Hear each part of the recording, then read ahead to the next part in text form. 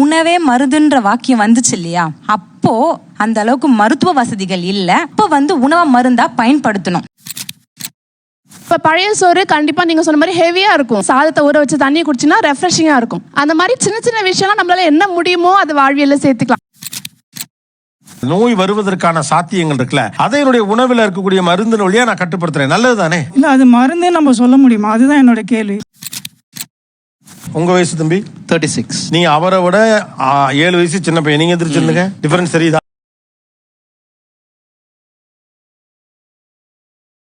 உணவே மருந்து, சாப்பாடு தான் மருந்து அப்படின்னு சொல்றது.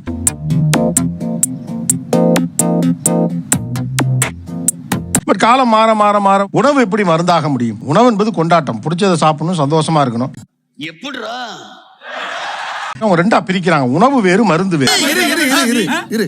அவசரப்படாதீங்க. உணவே மருந்து என்று நீங்கள் சொல்லுவதற்கு ஒரு காரணம் இருக்கும்ல. டெய்லி சாப்பிட்ற ரசம், அதுல மிளகு சீரகம், அந்த மாதிரி நம்ம லைஃப் ஸ்டைல்ல டெய்லி கொண்டு வந்து பசங்களுக்கு கொடுக்கும் போது கொஞ்சம் கொஞ்சமா இம்யூனிட்டி டெவலப் ஆகும். அவங்க வைக்கிற மிளகு ரசம் தான் உலகத்திலேயே பெஸ்ட் மெடிசன். டெய்லி மார்னிங் நான் மோர் எடுத்துப்பேன். அந்த மோரோட ஆம்லா டெய்லி இது பண்ணும்போது கட் ஹெல்த் ரொம்ப நல்லா இருக்கும்.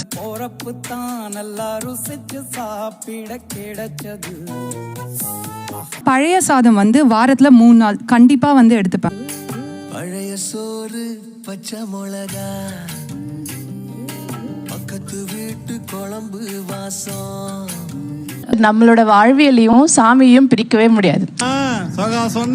இப்ப ஆடி கூழ் ஊத்துறாங்கன்னா ஆடி மாசம் பாத்தீங்கன்னா சம்மர் சீசன் தான். கூழ்னா ஃபெர்மெண்டட் ஃபுட் தான். அதுலயும் கம்பு தான், தேனை தான்.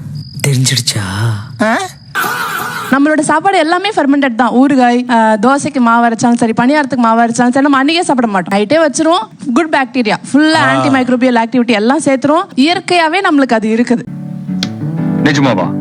இந்த சீசன்ல எந்தெந்த காய்கறிகள் விளையுதோ அதை சாப்பிட்டாலே போதும். இப்ப சொரக்காய், பூசணி இதெல்லாம் ஆடிப்பட்டத்துல போட்டு கரெக்டா உங்களுக்கு அந்த பிப்ரவரி மார்ச்ல ஈல்டு கிடைக்கும். அதுவும் கரெக்ட் தான். ஆக்சுவலா என்னன்னா, இந்நேரம் வரைக்கும் நீங்க ஒரு 40 நிமிஷமா பேசிட்டு இருக்கோம். எல்லாருமே பேசிட்டு இருக்கீங்க. ஆனா எல்லாமே வெஜிடேரியன் தான் சொல்றீங்க. தமிழர் வாழ்வில் நான் வெஜிடேரியன் இல்லையா? நல்ல பதில் நல்ல கேள்விக்கு கிடைக்கிற பரிசு. மருந்துனா இயற்கையா இருக்கிறது. அப்போ வெஜிடேரியனாவா பேசணும். அப்பதான் அது மருந்தா கன்சிடர் பண்ணுவாங்க. நெஞ்செலும்பு பத்தி நம்ம பேசணும்னா அது எங்க மருந்து இல்லாம போயிடுமோ, இது சாப்பாடா போயிடுமோ அப்படின்னு ஒரு பயத்தினாலேயே வெஜிடேரியனாவே எடுக்கிறாங்க. பயப்பிடிச்சிட்டாங்க. எல்லாம் டெக்னாலஜி. நான்வெஜ்ஜை நம்ம ருசிக்கு, நம்ம சுவைக்கான ஒரு விஷயமா பாக்குறதால தான் அதை மருந்தோட ரொம்ப கனெக்ட் பண்ண முடியல. ஓகே. சோ நான்வெஜ் பெரும்பாலும் ஃபீஸ்ட் அந்த மாதிரி ஒரு மோட்ல பாக்குறோம். என்னங்க எனக்கு ஒண்ணுமே புரியல. அதுதான் எனக்கும் புரியல. மைண்ட் நமக்கு எப்படி ஃபிக்ஸ் ஆயிருக்குன்னா, ருசியும் ஆரோக்கியமான உணவும் ஒன்றல்ல. ஆரோக்கியமான உணவு அது ருசியா இருக்காது. கரெக்ட். குடல் கறி ரொம்ப டேஸ்டாவும் இருக்கும். அதே மாதிரி அதுல கொலாஜன் அதிகமா இருக்கிறது சோ யூசுவலி நான் சாப்பிடுறது அந்த சுவைக்காக சாப்பிடுவேன். சோ அதுல அது இருக்குன்னு தெரிஞ்ச உடனே இன்னும் அதிகமா சாப்பிடாது. இதெல்லாம் சொன்னா எப்படி? எல்லாம் தெரியும். ஆக்சுவலா இந்நேரம் ஒரு 5ஆவது தடவையா நீங்க பேசுறீங்க. இப்பதான் உங்க முகத்துல ஒரு சிரிப்பு வருது. இது வரைக்கும் சொன்னப்பலாம் அதுல பாத்தீங்கன்னா ஷீலா போலாம். இப்ப குடல் கறியை எடுத்து பீஃப் சாப்பிட்டா உடம்புக்கு நல்லது. பீஃப் என்னுடைய பையனுக்கு பாத்தீங்கன்னா வீக்லி ஒன்ஸ் பாத்தீங்கன்னா பீஃப் நான் கொடுப்பேன். டே டு டே நம்ம சாப்பிடுற சாப்பாட்டுல இவ்வளவு மருந்து இருக்கு. அப்ப தமிழர் வாழ்வியலின் உணவு பழக்கத்துக்குள்ள இவ்வளவு உணவுல மருந்து இருக்கிறப்போ உணவே மருந்து அப்படின்னு அவங்க சொல்றது லாஜிக்கலா தானே இருக்கு. மருந்தா பயன்படுத்தணும். இப்போ நம்ம என்ன காலகட்டத்துல இருக்கோன்றத ஒரு வாட்டி நினைச்சு பார்க்கணும். ஆமா, மறந்தே போச்சுடா. அங்க அந்த அக்கா சொன்னாங்க, சளி பிடிச்சா மிளகு வச்சு ரசம் கொடுப்பீங்கன்னு சொல்லிட்டு. இப்ப சொல்லுங்க, சளி பிடிச்சா மிளகு வச்சு ரசம் கொடுப்பீங்கன்னு சொல்லிட்டு. இப்ப சொல்லுங்க, ஒரு சளின்ற விஷயத்த ஒன்னா வகைப்படுத்துறாங்களா? அது நிமோனியாவா, வைரல் இன்ஃபெக்ஷனா இருக்குமா, இல்ல பாக்டீரியல் இன்ஃபெக்ஷனா இருக்குமா? என்ன செய்து உடம்புக்கு ஏற்பாடாதான் நான் கொடுக்க விரும்புறேன். அந்த பெப்பரோ ஏதோ சளி வரக்கூடாது. அவங்க சொல்றது என்ன, இந்த மாதிரி ரசம் எல்லாம் நான் கொடுத்தனா சளியே வராதுங்கிற. வரவிடா. இது சூப்பர். அது அவங்களால ப்ரூவ் பண்ண முடியுங்களா? அதாவது நீங்க இது வரைக்கும் சளி வந்ததே இல்ல, நான் ரசம் டெய்லி கொடுத்துட்டே இருக்கேன். கிளைமேட் சேஞ்சஸ் இருக்கு, ஸ்கூலுக்கு அனுப்புறோம் பிள்ளைய, இந்த தொற்று வரும் குழந்தைக்கு. கரெக்ட்டுங்களா? கரெக்ட். ஸ்கூல்ல இருந்து வரப்ப வந்துறதுக்கான வாய்ப்பு இருக்குது. யாராவது தும்முறப்ப வர்ற வாய்ப்பு இருக்குது. அப்ப வாய்ப்புகள் அதிகமா இருக்க காலகட்டத்துல வாரத்துல 1 நாளோ 2 நாளோ அந்த பிள்ளை ரசம் சாப்பிட்டுட்டு வந்தா நல்லது தானே? கரெக்ட்பா.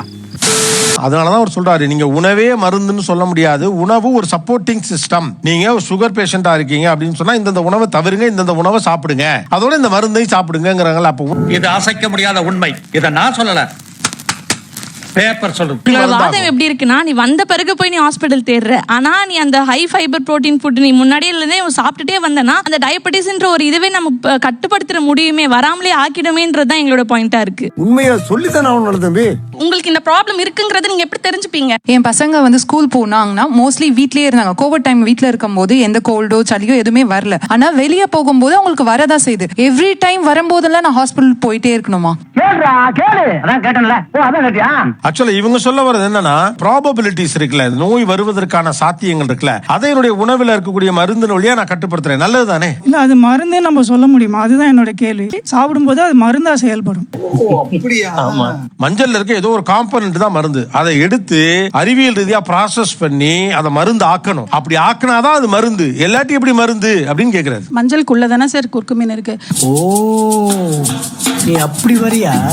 எனக்கு ஒரு நோய் இருக்குன்னு வச்சுக்கோங்களேன், அப்ப அந்த கூரை நான் கான்சென்ட்ரேட்டடா மாத்தி ஸ்பெசிபிக்கா மாத்திரையாக்குறேன். ஆனா அதனுடைய டே டு டே லைஃப்ல நான் யூஸ் பண்ணிட்டே வந்தேன்னா என்னுடைய உடம்பு ஆரோக்கியமா வச்சிருக்கோம். கரெக்ட் தானே? கரெக்டா கேக்குறாயா? நடக்க கூட முடியாது, என் போன் அவ்வளோ வீக்கா இருக்கும். இவங்க எல்லாரும் சொன்னாங்க ஆட்டுக்கால் சூப் குடிக்கலாம், போனுக்கு ரொம்ப நல்லது, பால் குடிக்கலாம் ரொம்ப நல்லது அப்படின்னு சொன்னாங்க. அப்போ என்ன இதுல உணவுல என்ன மருந்து இருக்கு? அப்படி கேளா, அப்படி கேளு. கால் நடக்க முடியாம தான் இருந்தோம். 2 வருஷத்துல தான் எங்க பொண்ணு நடந்ததுங்க. ஆனா ஹாஸ்பிட்டலுக்கு எல்லாமே கூட்டிட்டு போக சொன்னாங்க. நான் ஹாஸ்பிட்டலுக்கு எல்லாம் கூட்டிட்டு போல. உணவு முறையிலே தான் இன்ன வரைக்குமே உணவு முறையில தான் எங்க பசங்க நான் பண்ணிக்கிட்டு வரேங்க. அப்படிங்களா? ரொம்ப சந்தோஷம். ஒவ்வொருத்தர் உடம்பு ஒவ்வொரு விஷயங்களையும் அக்செப்ட் பண்ணும். சிலருக்கு அக்செப்ட் பண்ணாது. அதை அக்செப்ட் பண்ணாதுன்னு தான் அவங்க கண்டுபிடிச்சிருக்காங்க. நான் வந்து உளுந்து மட்டும் கரெக்டா ரெகுலரா எடுத்துக்கிட்டா எனக்கு எந்த போன் டெஃபிஷியன்சியும் வரக்கூடாதுன்னு நம்ம சொல்லவே முடியாது. எங்கேயோ போயிட்டடா நீ, எங்கேயோ போயிட்ட.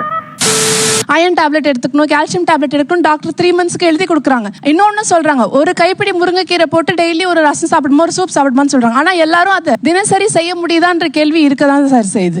நான் சொல்ல நல்ல தம்பி, ரொம்ப கருத்தா பேசுவாப்ல. தினசரி எங்க அம்மா டெய்லியும் காலையில என்னோட லஞ்ச் பாக்ஸ் பார்த்தாலே தெரியும், ரைஸ் இவ்வளவுதான் இருக்கும், அதுக்கு கூட வந்து பொரியல் கூட்டி. சரி, இப்ப என்னடா பண்ண சொல்ற?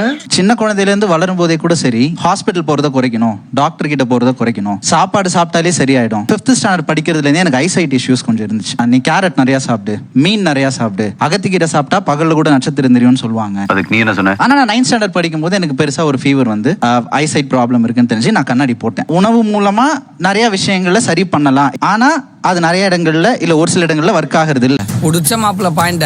இப்ப உங்க சைட்லயுமே ஒருத்தவங்க சொன்னாங்க, நான் டாக்டர்கிட்ட கூட்டி போக மாட்டேன், எல்லாத்தையும் உணவு வழியாவே சரி பண்ணுவேன்னு சொன்னாங்க. அப்ப நோய் தீவிரமாயிட்டு இருக்குல்ல. என்னடா ரொம்ப பயமுறுத்துறீங்க? ஆட்டுக்கால் சூப்பு குடிச்சோம். நான் எனக்கு வந்து முடக்கத்தான் கீரை சூப்பு குடிச்சேன், சாப்பிட்டேன் அப்படின்னு சொல்லிட்டு. ஆக்சுவலா அவங்க வந்து உப்பு காரம் கம்மியா சாப்பிட்டுருக்கணும். அந்த முடக்கத்தான் கீரை ஆட்டுக்கால் சூப்ல. நீங்களே டாக்டர் மாதிரி பேசுறீங்க பாருங்க.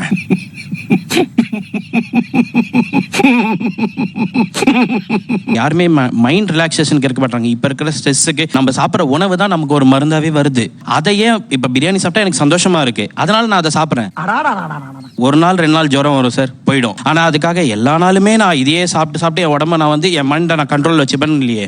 இன்னைக்கு இருக்க காலகட்டத்துக்கு எனக்கு கொண்டாட்டம் ரிலீஃபே தான். சாக்லேட் எதுக்கு சாப்பிடணும்? இப்ப நவீன மருத்துவமே என்ன சொல்றது, if you feel mental health தான் இப்ப ரொம்ப முக்கியமா பாக்குறாங்க. பிசிக்கல் ஹெல்த்லாம் கூட ஏதோ ஒரு கான்சியஸ்னஸ் வந்துருச்சு. இப்ப மென்டல் ஹெல்த் எனக்கு இருக்க சூழ்நிலைக்கு டக்குனு ஒரு கஃபேட்டேரியால போய் ஏதோ ஒன்று சாப்பிடுறது, இப்படித்தான் ஏதோ ஒரு லெவல்ல கொஞ்சமாவது நிம்மதியாக ஹாப்பியாகவும் இருக்கேன். எப்பரா இவ்வளவு புத்திசாலித்தனமா பேசுற? இப்ப ஏர்லி மார்னிங் அவர் சொன்ன மாதிரி ஒரு பிரியாணி சாப்பிடுறதோ இல்ல ஒரு வாஃபிள் சாப்பிடுறதோ அதை ட்ரை பண்ணிருக்கேன். அது ஒரு ஷார்ட் டேர்ம் ஹாப்பினஸ், ஒரு ஸ்ட்ரெஸ் ரிலீஃப் எனக்கு கொடுத்தாலும் இந்த லாங் ரன் அது என்ன வேற மாதிரி அஃபெக்ட் பண்ணுது. ஒத்துக்கிட மனசு இல்லனாலும் அதான் நேசம். ஒரு ஷார்ட் டேர்ம் ஹாப்பினஸ் நான் பார்த்துட்டு இந்த ஃபீல்டிலே இருந்து ஒரு 5 இயர்ஸ் கழிச்சு எனக்கு பிபியோ இல்ல சுகரோ ஒரு டயபிட்டிஸோ வரும்போது, or when I see people my seniors ஒபீஸா நான் நிறைய பேரை பார்க்கறேன். ஒரு 10 வருஷம் கழிச்சு இருக்கவங்க, என்னோட 10 வருஷம் சீனியர்ஸ், அவங்களுக்கு பிபி இருக்கு, சுகர் இருக்கு. நீங்க சாப்பிடறதுல உங்களுக்கு சந்தோஷம் வருமா? சந்தோஷமா சாப்பிடுவீங்களா எல்லாருமே? எனக்கு வந்து இப்ப நான் திப்பிலி சாப்பிடும் போதோ இல்ல ஒரு மூலிகை சாப்பிடும் போதோ அந்த டேஸ்ட் பிடிக்காம இருக்கலாம், இல்ல ஹாப்பினஸ் இல்லாம இருக்கலாம். ஆனா நான் முன்னாடி வச்ச பாயிண்ட் தான், இல்ல ஃபுட்டை ப்ரையாரிட்டைஸ் பண்ணும்போது அதோட சைடு எஃபெக்ட்ஸ் இல்ல அதோட லாங் டேர்ம் எஃபெக்ட்ஸ் என்ன? இல்ல சார், அவனா சொல்றான். இப்ப என்ன பண்ணணும்ன்ற உங்களுக்கு வந்து ஒரு ரிலீஃப்னு சொல்லிட்டு ஒரு ஆரோக்கியம் இல்லாத உணவை சாப்பிட்றீங்க அல்லது வந்து மருத்துவ குணங்கள் இல்லாத உணவை சாப்பிட்றீங்கன்னா இப்ப நல்லா இருக்கும். லாங்கர் ரன்ல என்ன ஆவீங்கன்னு கேக்குறாரு. சொல்லிட்டே இருக்க நானும் வேண்டாம் வேண்டாங்கிற. இப்போ நீங்க என்ன ஒர்க் பண்றீங்க? ஐடியில் தான் சார் இருக்கேன். அதான் டே டைமா ஏர்லி மார்னிங் 3 o'clock சார் என்ன ஷோ. அப்போ உங்க வயசு என்ன? 29 சார். உங்க வயசு தம்பி? 36. நீங்க அவரை விட 7 வயசு சின்ன பையன். நீங்க எந்திரிச்சிருந்துங்க, டிஃபரன்ஸ் தெரியுதா? நீங்க வேலை பார்க்கணுமே. பட் எனக்கு இப்போதைக்கு எந்த ஒரு ஸ்ட்ரெஸ்ஸுமே இல்லையா சார். அதான் எனக்கு அவர் எந்த ஒரு சொல்றாப்ல, உட்காருங்க தம்பி. அவர் என்ன சொல்றாருன்னா, இப்போதைக்கு உங்களுக்கு ஸ்ட்ரெஸ் ரிலீஃப்ங்கிற பேர்ல I was cornered. I was helpless. இந்த மாதிரி ஒரு மாதிரி கான்சியஸா இல்லாம நீங்க சாப்பிட்டீங்கன்னா டவுன் த லைன் 10 இயர்ஸ்ல உங்க மெடிக்கல் பில் அதிகமாகும். ஆனா வேலை பார்க்க முடியாது, ஒபீஸ் ஆவீங்க.